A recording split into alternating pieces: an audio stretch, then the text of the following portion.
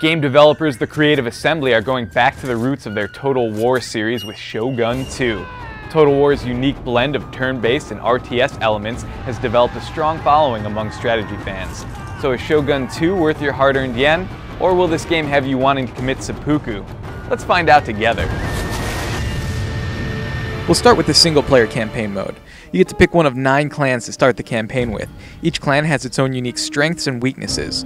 There's also a 10th clan of ninja masters that you can only get if you buy the limited edition of the game. I really hate when games do this, and I responded by burning this clan to the ground whenever I found them. Now, where was I? Oh yes, the campaign map. The campaign map looks amazing. The provinces you haven't explored yet are represented by a 2D map, while the areas you can see are beautiful 3D landscapes that change with the seasons. Cherry blossom leaves fall from the trees. Farmers carry food to your cities. Godzilla rises out of the depths and lays waste to... No, wait, sorry. That was just that one time when I played on acid. Alright, let's talk about the turn-based part of the game. At first glance, the game seems simple enough. Move your units at the enemy, attack them, then build more units and do it again. But attacking your enemy is only a small part of the game. You also have to manage taxes, provide food for your people, maintain diplomatic relations with other clans, keep your generals loyal, and your people happy. If you don't do all of these things, you will die.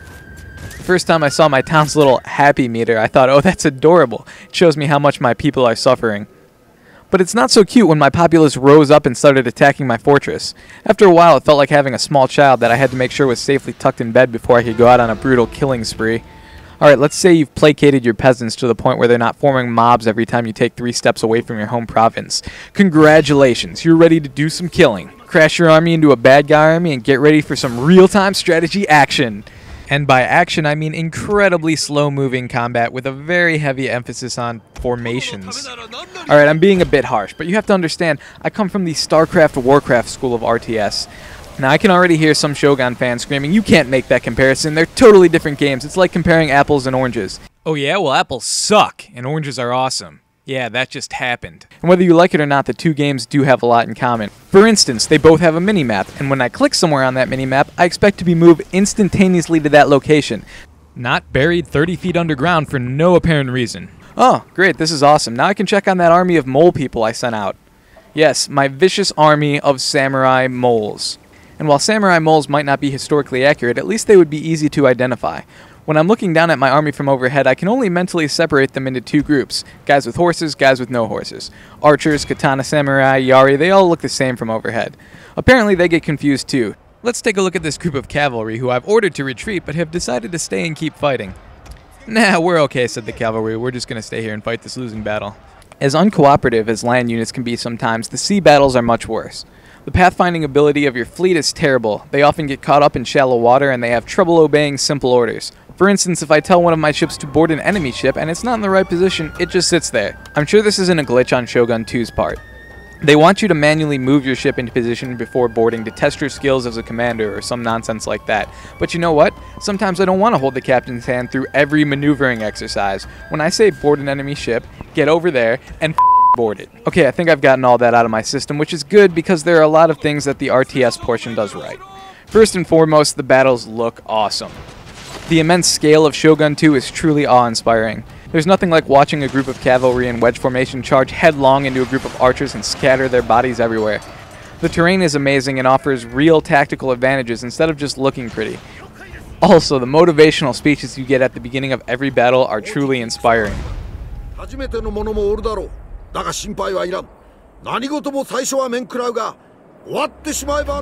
Inspiration is important to your troops as they rely on morale instead of a health bar. It is possible to kill a unit down to the last man, but it's much easier and more fun to just break their morale and watch them flee from the field.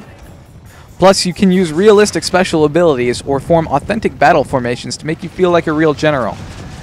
Quite honestly, RTS battles in this game are kind of a mixed bag. They're really a lot more fun to watch than they are to play, and I ended up using auto-resolve to get through most of my battles in the campaign mode.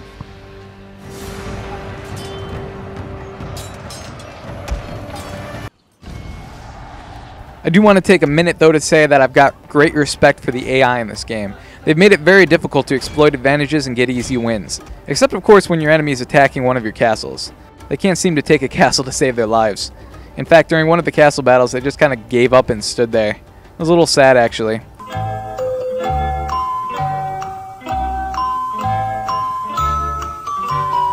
but in almost every other scenario, the AI performs very well. The different clans seem to react logically to my aggression or peace offerings, and they make great use of their agents to spread dissent among my forces. I think I've said everything I want to say about the campaign mode, which composes the bulk of this game, so I'm going to quickly go over the other modes of play. The other single-player mode allows you to fight historical battles. If you're into Japanese history, these battles can be pretty interesting, but if you're not, the battles pretty much boil down to cool custom maps. All the pros and cons I talked about in the RTS section apply here. Now, the multiplayer campaign mode looks really cool. You've got a chance to go head-to-head against a live person to battle for supremacy of Japan. Too bad it doesn't work. Yep, doesn't work at all. No games in the list, and if you host a game, no one shows up. Now, you could try the avatar mode, but that only allows you to do RTS battles against real opponents. And in my opinion, playing Shogun 2 without the turn-based portion kind of makes me want to, Alright, so I harped on some of the flaws this game had during my review. I have to admit that watching other reviewers gloss over this stuff made me a little angry, but now that I've gotten everything off my chest, I gotta say that the good definitely outweighs the bad in Shogun 2. I mean, just look at these beautiful grand-scale battles.